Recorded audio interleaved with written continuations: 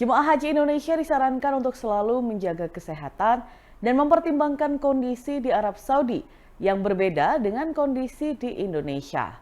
Menurut Kepala Kantor Kesehatan Haji Indonesia atau KKHI Madinah, Dr. Karmijono, penyakit kronis di Indonesia tidak banyak dipengaruhi hal-hal luar seperti suhu dan kelembaban, berbeda dengan Arab Saudi. Sebagai contoh, jemaah haji seringkali merasa bangga beribadah lancar tanpa rasa ingin buang air kecil. Padahal, jemaah tersebut sebenarnya bisa jadi sedang dehidrasi.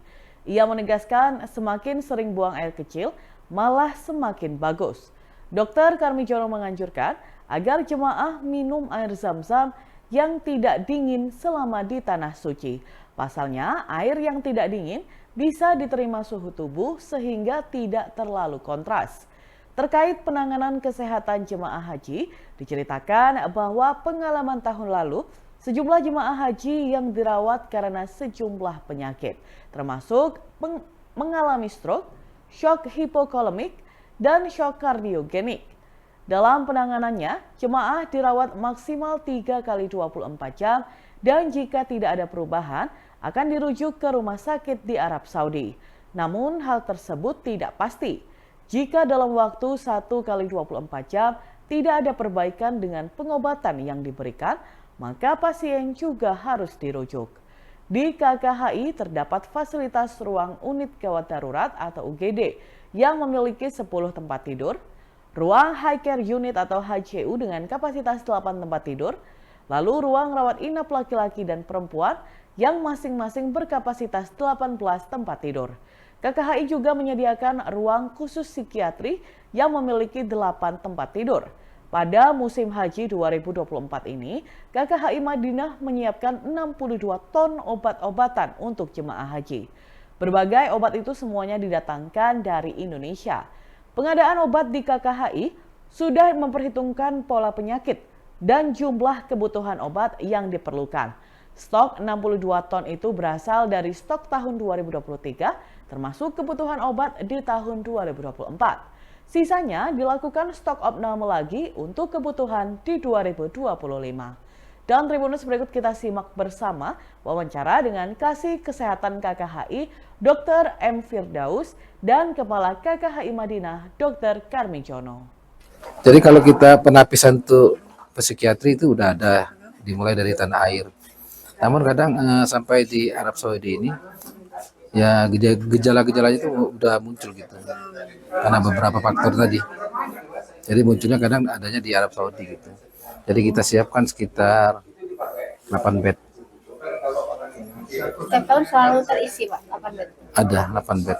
Selalu terisi setiap tahun gitu. Kasusnya apa sih, Pak, yang seringnya, Pak? Apakah dia demensia atau bagaimana? Macam-macam. Ya, tapi rata-rata karena ada penapisan di tanah air kan.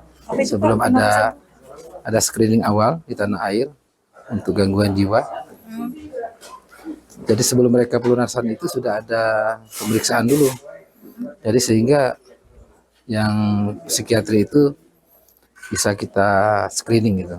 Nah yang muncul-muncul di sini itu ya mungkin ya karena ada misalnya ada tekanan gitu ya, cuaca yang panas misalnya teman sekamar yang apa ya biasa pakai AC nggak pakai AC gitu.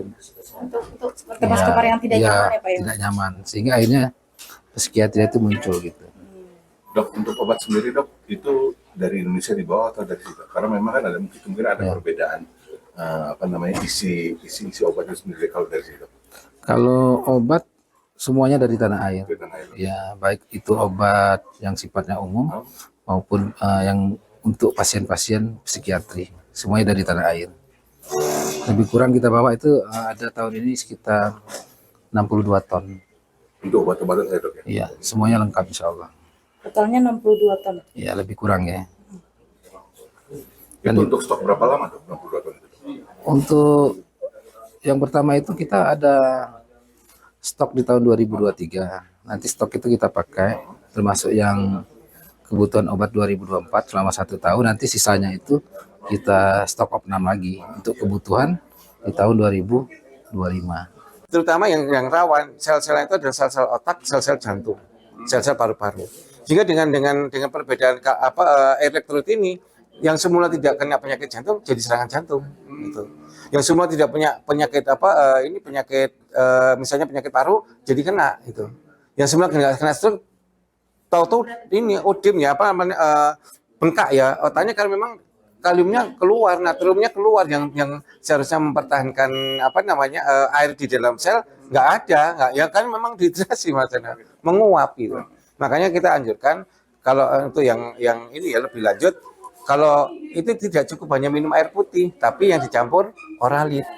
Memang kadang-kadang kita menganjurkan itu, loh kan saya nggak diare, ini lebih parah dari diare. Kalau diare kan ketahuan keluar, ini tidak ketahuan keluar, tapi jumlahnya tidak kurang dengan diare. Itu sebenarnya. Walaupun mereka darah tinggi, kita kasih oralit dengan dosis. Kalau oralit biasanya kalau yang dari Indonesia kan satu saset dipakai untuk satu gelas itu kita anjurkan dalam dua botol 600 cc, itu mereka fine, normal itunya. Jadinya untuk mengikat air di dalam tubuh. Iya, untuk mengikat air di dalam tubuh sehingga dia tidak timbul masalah yang lebih pelik lah itu.